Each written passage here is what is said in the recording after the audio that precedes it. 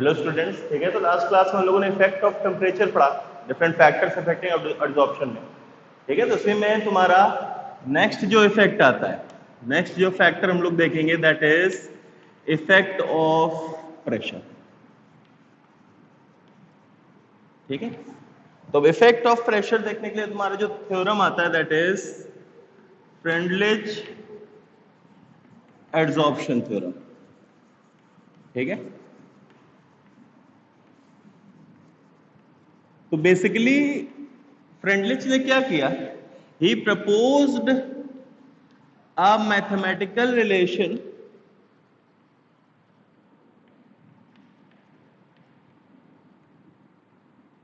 Between x by m and pressure. फिर से x by हम लोगों ने बोला कि mass of adsorbate per unit mass of adsorbent, x by m बढ़ेगा तो एड्सॉर्प्शन बढ़ेगा। तो मैं बोल सकता हूं इसका जो रिलेशन आया वो क्या था, x by M is equals to या x by M is equals to k p to power 1 by n, ठीक है। ये मेन रिलेशन है। अब एक बार इसका देखो, ठीक है। इसको अगर तुम देखोगे तो सबसे पहले at low pressure, at low pressure क्या देखा गया कि इसने क्या बोला है, x बाई एम जो था that is directly proportional to pressure. जो x बाई एम था वो लीनियरली बढ़ रहा था जैसे जैसे प्रेशर बढ़ रहा था। तो यहां मैं साइमल्टेनियसली ग्राफ प्लॉट करता जाऊंगा x by M versus pressure का। तो देखो यहां से x by M is directly proportional to pressure, तो अगर मैं इसको प्रोपोर्शनैलिटी कांस्टेंट हटा के लगा दो तो ये क्या आएगा, x by M is equals to k p. अब इसके यहां कंपेयर करो, x by M is equals to k p to power 1 by n से अगर कंपेयर किया जाए तो मैं बोल सकता हूं 1 by N is equals to 1 रहा होगा, और 1 by N is equals to 1 मतलब n की वैल्यू क्या आई, 1। क्लियर है कि नहीं क्लियर है। अगर मैं ग्राफ देखूं लीनियर है तो कुछ ऐसे बढ़ रहा होगा लो प्रेशर्स पे। ये तुम्हारा रेंज क्या हो गई, this range is low pressure. Low pressure पे ग्राफ तुम्हारा लीनियरली इंक्रीज कर रहा होगा विद प्रेशर, क्लियर है। फिर सेकंड आता है at moderate pressure. At moderate pressure इसने क्या देखा, x by M is equals to k p to power 1 by n, where 1 by n is between 0 to 1. 1 by n is between 0 to 1. Clear है। अच्छा 1 by n अगर 0 to 1 होगा तो मैं बोल सकता हूं n तुम्हारा 1 से इनफाइनाइट चला जाएगा। अगर 1 by n 0 से 1 है तो n तुम्हारा 1 से इनफाइनाइट चला जाएगा। तो अगर मान लो इसका मैं ग्राफ प्लॉट करूं तो इसका ग्राफ कुछ आएगा इस टाइप से, ठीक है। इसका ग्राफ कुछ इस टाइप से आएगा। ये तुम्हारी रेंज कौन सी हो गई, ये वाली, this is moderate pressure,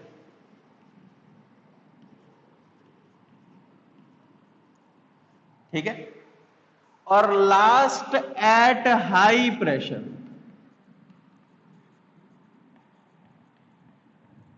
at high pressure इसने क्या देखा कि x by M is independent of pressure. Independent है p to power 0, p to power 0 is constant, ठीक है, 1 आएगा। तो इसने क्या देखा, at high pressure x by M is independent of pressure. मतलब क्या बोला जा रहा था, अगर मैं इसको लिखूं x by M is equals to क्या आ जाएगा, k आ जाएगा। x by M is equals to क्या आ जाएगा, k। मतलब एट हाई प्रेशर क्या देखा गया कि तुम प्रेशर बढ़ा रहे थे, प्रेशर बढ़ा रहे थे लेकिन उससे तुम्हारा x बाई एम पे कोई भी फर्क नहीं पड़ रहा था। ये जो पॉइंट होता है इसको हम लोग क्या बोलते हैं, saturation pressure. This point is known as saturation pressure. Saturation pressure क्या है, the pressure after which no matter how much the pressure is increased x by M remains constant, ठीक है। तो ये तुम्हारी रेंज कौन सी हो गई, हाई प्रेशर। क्लियर है कि नहीं क्लियर है, आया समझ में, ठीक है। तो पहले इतना लिखना, ये लिख लो वीडियो पॉज करके इसको लिखो, फिर इसके बाद सैचुरेशन प्रेशर की डेफिनेशन लिखो। Saturation pressure is the pressure, saturation pressure is the pressure after which no matter how much the pressure is increased, after which no matter how much the pressure is increased, x by m remains constant, x by m remains constant। Clear है कि नहीं clear है?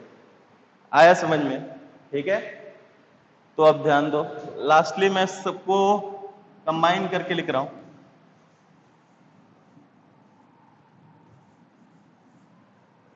मैं बोल सकता हूं जो final relation आएगी x by M is equals to kp to power 1 by n। इसमें 1 बाई n तुम्हारा कहां से कहां तक जाएगा? 0 से लेके 1 तक। अगर 1 by n is equals to 0 है, मतलब क्या? High pressure. अगर 1 by n is equals to 1 है, मतलब मैं बोल सकता हूं लो प्रेशर। और 1 बाई n 0 से 1, मतलब दोनों साइड इक्वलिटी साइन नहीं है, तो ये क्या आ जाएगा? Moderate pressure. ये क्या आ जाएगा? क्लियर है कि नहीं क्लियर है? ठीक है, आया समझ में? एक बार log x by M versus log p, ये ग्राफ प्लॉट करके देखो, log x by M versus log p। इस ग्राफ को प्लॉट करने की कोशिश करो खुद से, ठीक है? तो मैं क्या बोल सकता हूं? रिलेशन क्या है? x by M is equals to kp to power 1 by n। तो मैं बोल सकता हूं दोनों साइड log ले लिया, log x by M is equals to log kp to power 1 by n। या फिर इसको फाइनली मैं लिखूं log x by M is equals to log k plus 1 by n log p। देखो सही कि गलत? तो अगर मैं y is equals to m x plus c से इसको कंपेयर करूं, ये y है, ये x है, तो y is equals to m x plus c से अगर इसको कंपेयर किया जाए, तो इसमें m क्या आ रहा है? 1 बाई n। स्लोप क्या है? 1 बाई n। और c क्या है? log k। समझ में आया? मतलब log p versus log x, sorry log x by M versus log p का अगर ग्राफ बोला जाए तो इट इज अ, क्लियर है? आया समझ में? कोई दिक्कत? ठीक है, नेक्स्ट क्वेश्चन लिखो। नेक्स्ट इसी पे क्वेश्चन आएगा।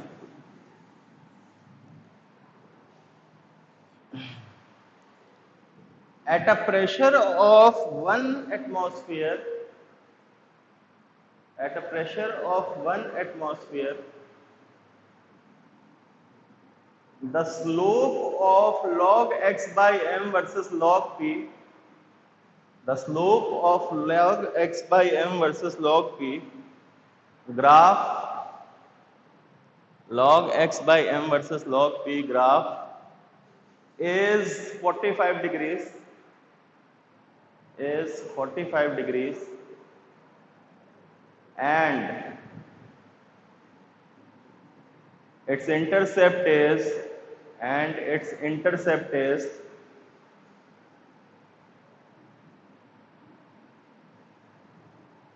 0.3, and its intercept is 0.3. Find first part x by m, first part x by m। तो पहले इसको निकालो, पहले इसको ट्राई करो वीडियो पॉज करके, ठीक है?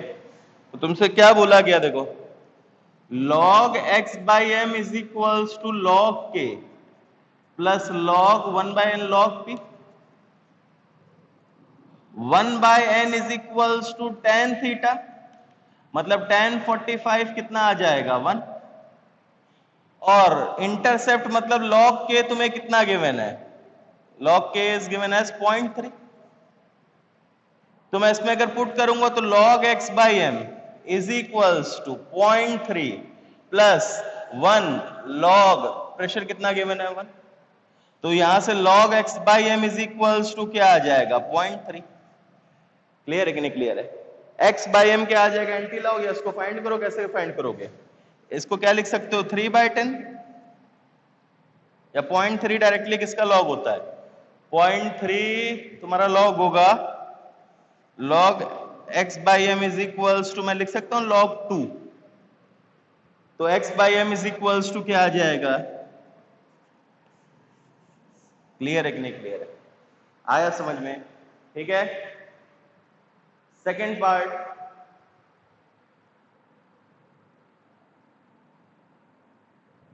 फाइंड, ऊपरी वाले क्वेश्चन का सेकंड पार्ट है, find the mass of adsorbate, find the mass of adsorbate adsorbed on 10 grams of adsorbate, find the mass of adsorbate adsorbed on 10 grams of adsorbent।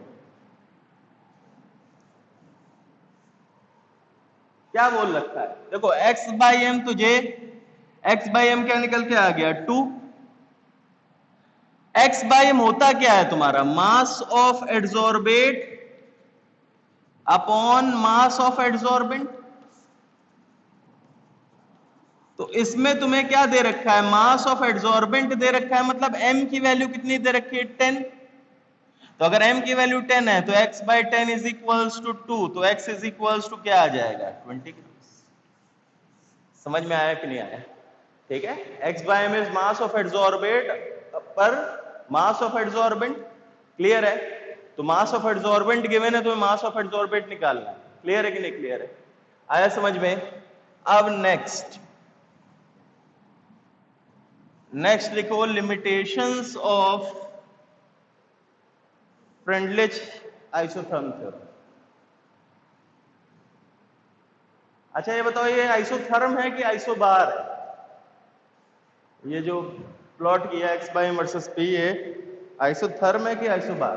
तो तुम्हें बताया था अगर प्रेशर के रिलेटेड में प्लॉट कर रहे हो तो टेम्परेचर कांस्टेंट रखते हैं, तो ये आइसोथर्म है। इससे पहले जो इफेक्ट ऑफ टेम्परेचर में हम लोगों ने पढ़ा था उसमें x by M versus T किया था। तो अगर टेम्परेचर के रिस्पेक्ट में प्लॉट कर रहे हो तो प्रेशर कांस्टेंट है, तो इससे पहले जो इफेक्ट ऑफ टेम्परेचर में x by M versus T graph बनाया था वो आइसोबार्स थे।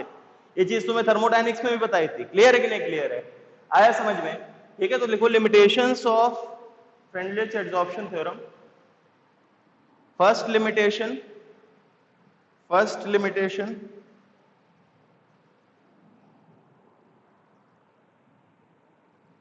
it cannot explain the variation of x by m versus p. It cannot explain the variation of x by m versus p at high pressures. Cannot explain the variation of x by m versus p at high pressure. देखो ये हमें दिख रहा था कि x by M जब high pressures पे जा रहा है तो कांस्टेंट हो जा रहा है, सैचुरेशन प्रेशर के बाद कांस्टेंट हो जा रहा है। लेकिन ऐसा क्यों हो रहा है ये एक्सप्लेन नहीं कर पा रहा। ठीक है, ये एक्सप्लेन नहीं कर पाया था y pressure becomes constant, sorry y x by m becomes constant at high pressures. Clear है? Second, it is valid only for monolayer adsorption. It is valid only for monolayer adsorption, मतलब multi layer adsorption के लिए valid. Clear है कि नहीं clear है? आया समझ में? लिख लो। ठीक है, तो अब नेक्स्ट जो तुम्हारा थ्योरम है दैट इज, ये भी सेम इफेक्ट ऑफ प्रेशर बताने के लिए। ठीक है, फर्स्ट थ्योरम था Freundlich adsorption theorem, next is Langmuir's theorem. ठीक है, तो पहले इसके पोस्टुलेट्स लिखो। ध्यान दो, प्रूफ करा रहे हैं लेकिन प्रूफ तुम्हें ध्यान नहीं रखना है। प्रूफ सिर्फ इसलिए कि कैसे चीजें आई। ठीक है, तो सबसे पहले पोस्टुलेट्स लिखो। फर्स्ट पोस्टुलेट, सीधी बात, अभी सिर्फ हम लोग किसके पढ़ रहे हैं? Gas on solid adsorption, gas on solid adsorption पढ़ रहे हैं। ठीक है, तो first postulate is gas behave ideally. Gas behave ideally. First postulate is gas behaves ideally.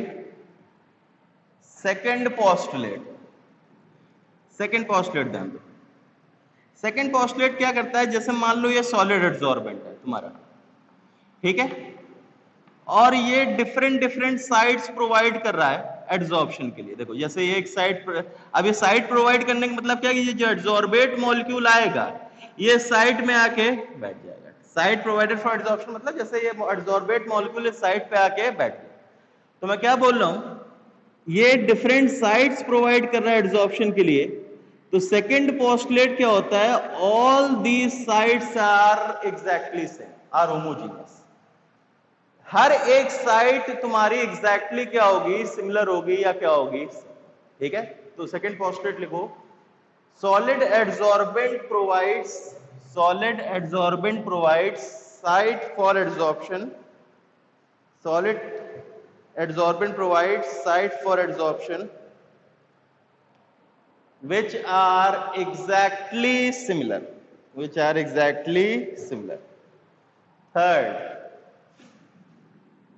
Third ध्यान दो, थर्ड तुम्हारा पोस्टुलेट क्या है, each side can adsorb only one molecule. Each side can absorb only one molecule. मतलब फिर से एक side पे सिर्फ एक ही मॉलिक्यूल आ सकता है, मतलब it is an example of monomolecular. ये भी मल्टीमोलिकुलर के लिए डिफाइंड नहीं है, ये भी सिर्फ किसके लिए डिफाइंड है, मोनोमोलिकुलर एड्सॉर्प्शन के लिए, ठीक है। Each side can adsorb only one molecule, bracket में लिख लेना, दैट इज मोनोमोलिकुलर या monolayer adsorption, that is monolayer adsorption, ठीक है। नेक्स्ट,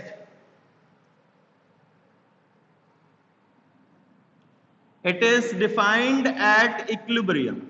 इक्विलिब्रियम का मतलब क्या है, जैसे इक्विलिब्रियम हम कौन सा स्टडी करते थे, एड्सॉर्बेट प्लस एड्सॉर्बेंट, एड्सॉर्बेंट, ये वाला इक्विलिब्रियम था। इसमें फॉरवर्ड क्या दिखाता था, एड्सॉर्प्शन, बैकवर्ड क्या दिखाता था, डिसॉर्प्शन। तो ये डिफाइन कब होगा, जब rate of adsorption is equals to rate of desorption. जो हम लोग अभी कैलकुलेशन करके फॉर्मूला निकालेंगे वो कब निकाला गया है, when rate of adsorption is directly is equals to rate of desorption, ठीक है। तो अब ध्यान दो, लेट मान लो ये तुम्हारा एक एड्सॉर्बेंट है, ठीक है, और इस पे कुछ साइड्स है। मैं बोल रहा हूं थीटा क्या है, कुछ साइड्स को ऑक्यूपाई कर लिया, जैसे मान लो दो साइड्स को ऑक्यूपाई कर लिया इक्विलिब्रियम तक, इक्विलिब्रियम पर एट इक्विलिब्रियम जो एड्सॉर्बेट मॉलिक्यूल्स है ने इतनी साइड्स को ऑक्यूपाई कर लिया। तो यहां मैं थीटा क्या डिफाइन कर रहा हूं, fraction of sides occupied. Theta क्या डिफाइन कर रहा हूं, fraction of sides occupied. Fraction के रिस्पेक्ट में मतलब 2/3, इस केस में क्या हो जाएगा 2/3, थीटा इज इक्वल्स टू 2/3। तो 1 माइनस थीटा क्या हो जाएगा, fraction of sides unoccupied. Clear है कि नहीं क्लियर है, आया समझ में। अगर theta fraction of sides occupied है तो तुम्हारा 1 माइनस थीटा क्या हो जाएगा, फ्रैक्शन ऑफ साइड्स अनऑक्यूपाइड। तो आप ध्यान दो, अगर तुमसे बोला जाए रेट ऑफ एड्सॉर्प्शन किसके प्रोपोर्शनल होगा, थीटा के कि 1 माइनस थीटा के, एक बार सोच के बताओ। रेट ऑफ एड्सॉर्प्शन थीटा के प्रोपोर्शनल होगा कि 1 minus theta.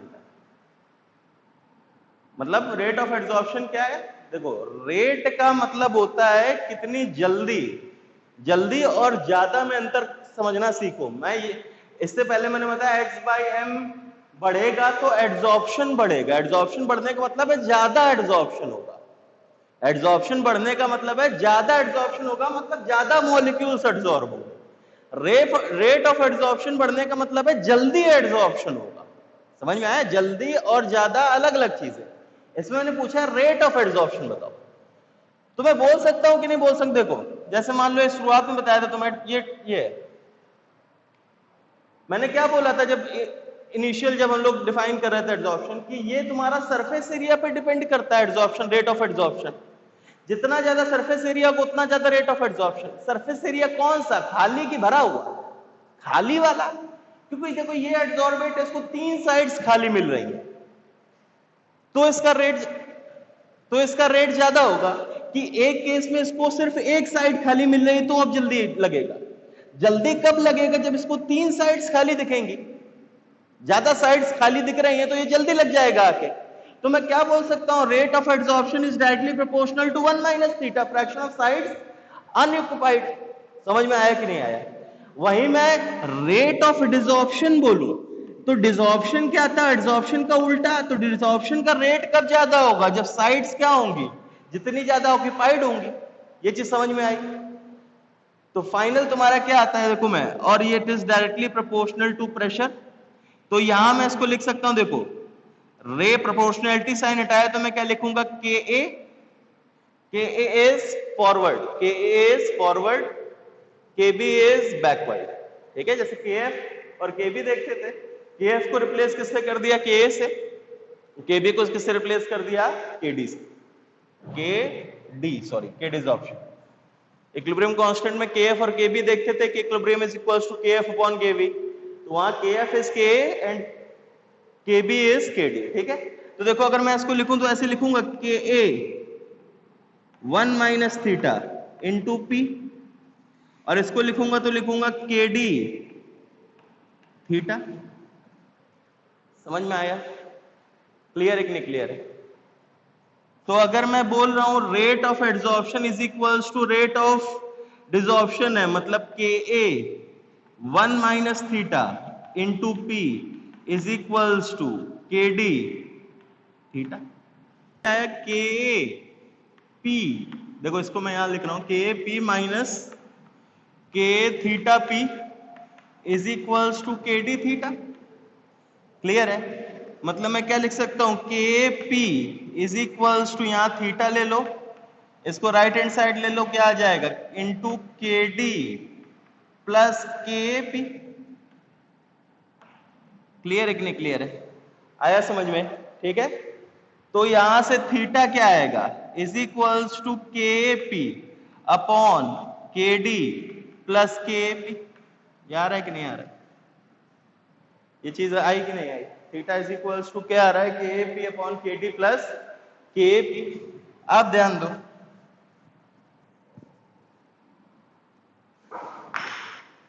X by M मैं बोल सकता हूं is directly proportional to theta. X by m क्या है, एड्सॉर्प्शन। एड्सॉर्प्शन का मतलब ज्यादा एड्सॉर्प्शन। ज्यादा एड्सॉर्प्शन कब होगा, जब ज्यादा साइड्स ऑक्युपाइड। देखो जल्दी एड्सॉर्प्शन कब होगा, जब ज्यादा साइड्स खाली। ज्यादा एड्सॉर्प्शन कब होगा, जब ज्यादा साइड्स भरी हुई। जितनी ज्यादा भर जाएंगे उतना ज्यादा एड्सॉर्प्शन हुआ है। तो अगर मैं बोलूं तो मैं बोल सकता हूं x by M is directly proportional to k P upon k d plus k P. मतलब x by M is equals to, proportionality sign हटाए, k upon k d plus के। क्लियर है कि नहीं क्लियर है? ठीक है, आया समझ में? नेक्स्ट ध्यान दो,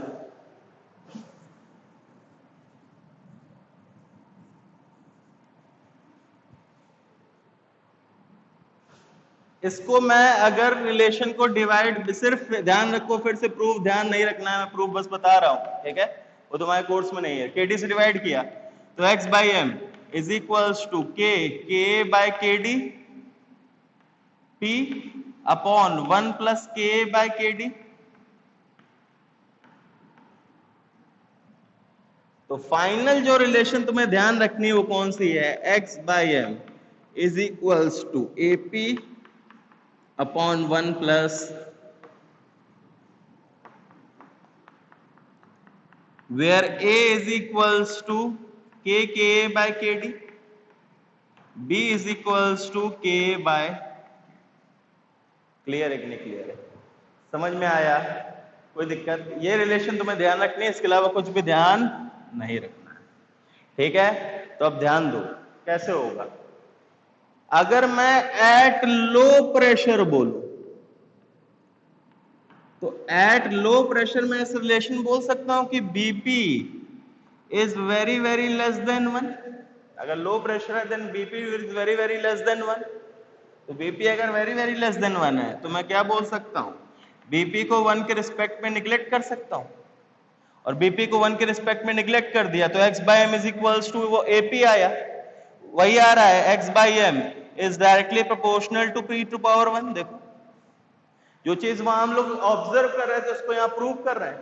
नेक्स्ट अगर मैंने बोला एट हाई प्रेशर, देखोगे एट हाई प्रेशर अगर मैंने बोला तो एट हाई प्रेशर में बोल सकता हूं कि BP is very larger than 1, और बीपी अगर वेरी लार्जर देन 1 है तो मैं क्या बोल सकता हूं, इसको मैं लिख सकता हूं एपी अपॉन 1 को निग्लेक्ट कर दिया, 1 प्लस बीपी को क्या बोल दिया बीपी, तो ये क्या है कि x by m is equals to a by b.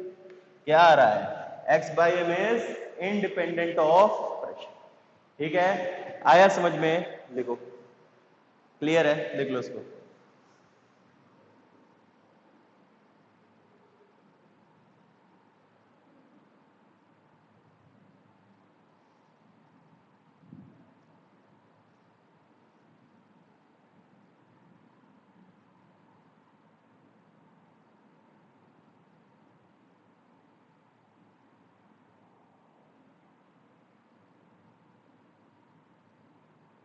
इसके बाद ये अलग ग्राफ बनाना, m by x versus 1 by P.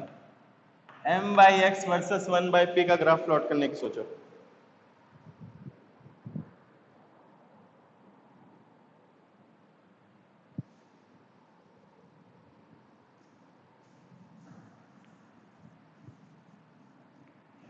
क्या आएगा, x by M is equals to a P upon 1 plus b P. m by x is equals to क्या आ जाएगा, 1 प्लस बीपी अपॉन एपी. तो मैं इसको लिख सकता हूं m by x is equals to 1 upon a p plus b upon a. देखो क्लियर है कि नहीं क्लियर है, आया समझ में. y is equals to m x plus c से कंपेयर करो तो c इज इक्वल्स टू क्या आ रहा है, b बाई ए, और m इज इक्वल्स टू क्या आ रहा है, 1 बाई ए. क्लियर है कि नहीं क्लियर है, मतलब m by x versus 1 by P का ग्राफ क्या आएगा, स्ट्रेट लाइन. क्लियर है कि नहीं क्लियर है, आया समझ में.